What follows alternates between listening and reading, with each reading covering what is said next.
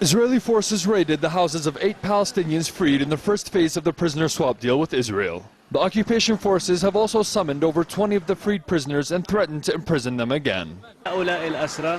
This is a message to tell the freed prisoners that any action to continue the struggle, even politically, even popular action, whatever form of action against the occupation, will lead to their imprisonment once again. Israeli military jeeps surrounded the homes of Na'il and Fakhri al-Barghouti in the village of Khobar and at 2 o'clock in the morning raided their houses. The occupation forces also thoroughly searched the homes of the freed prisoners and summoned them to the Ofar military prison in occupied Ramallah. What happened last night is systematic policy against freed prisoners.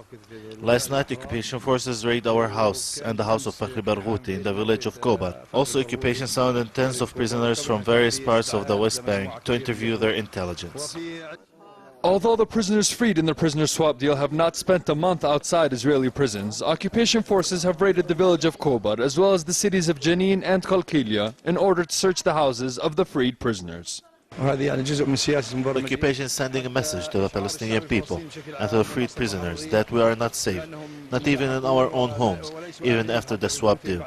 This is a message that the Palestinian people already know by following up the actions of the occupation's actions against the freed prisoners and against the Palestinian women, men, and even the trees.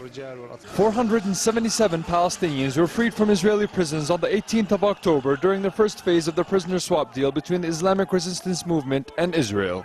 About 500 Palestinians are due to be released in December during the second phase of the deal. The freed prisoners as well as Palestinian human rights organizations are calling on Egypt, who brokered the deal between Israel and Hamas, to pressure Israel to respect the swap deal and leave the freed prisoners alone.